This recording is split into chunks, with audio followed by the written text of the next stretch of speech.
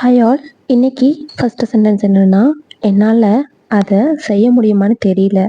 ஒரு டவுட்டாக சொல்லுவோம் இல்லையா, நம்மக்கிட்ட ஒரு ஒரு ஒர்க்கு கொடுக்கும்போது எனக்கு தெரியல அது என்னால் கரெக்டாக பண்ண முடியுமான்ட்டு தெரியல அப்படிலாம் சொல்லுவோம் இல்லையா, அதை I don't know whether I can do it.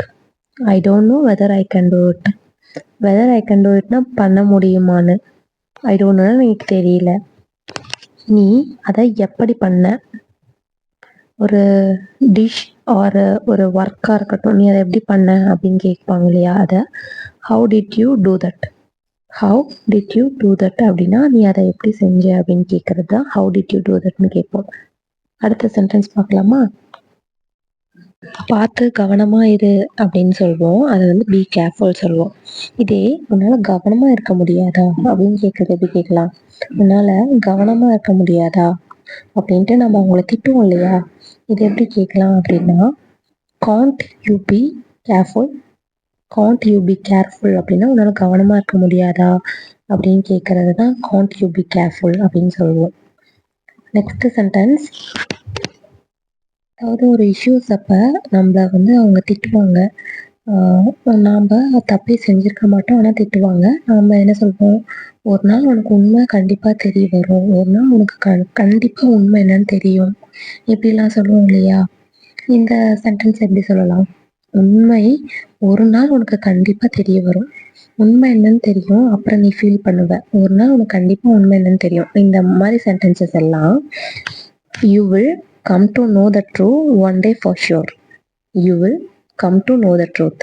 உனக்கு கண்டிப்பாக உண்மை என்னன்னு தெரியும் ஒரு நாள் கண்டிப்பாக அப்படிங்கிறது ஃபார் ஷுர்.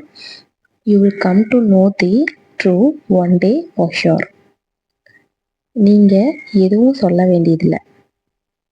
நீங்கள் எதுவும் சொல்ல வேண்டியதில்லை. இது எப்படி சொல்லலாம்?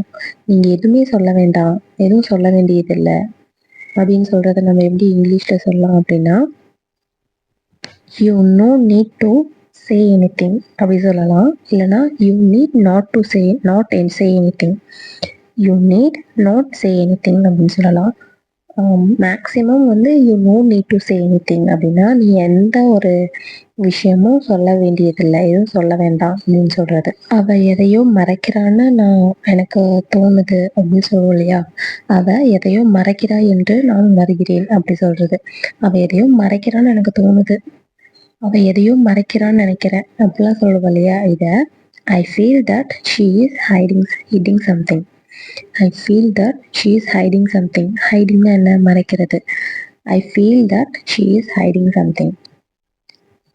ஒரு ஹாஸ்பிட்டலுக்கு போகிறோம், ஒரு செக்கப்புக்கு போகிறோம், அதை பார்த்து நம்மக்கிட்ட கண்டுபிடிச்சி இது ஒன்றும் பிரச்சனை இல்லை, ஸ்டார்டிங் ஸ்டேஜ் தான், இப்படி க்யூர் பண்ணிடலாம் அப்படின்னு சொல்லுவாங்க இல்லையா. அதை this is initial stage of that. அதோட ஆரம்ப நிலை தான் இது அப்படிங்கிறத this is initial stage of that. Initial ஸ்டேஜ்னா ஆரம்ப நிலைன்னு சொல்லுவோம். ஓகேங்களா? அது ஆரம்ப நிலை தான் அப்படிங்கிறத திஸ் இஸ் இனிஷியல் ஸ்டேஜ் அப்படின்னு சொல்லலாம். அது வித்தியாசமான ஒன்று. இது எப்படி சொல்லுவோம்? That is something strange.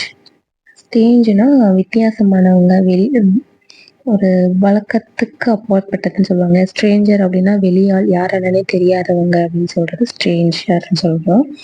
இது சம்திங் ஸ்ட்ரேஞ்ச்னா கொஞ்சம் டிஃப்ரெண்ட்டாக இருக்குது, வித்தியாசமாக இருக்குன்னு சொல்கிறது.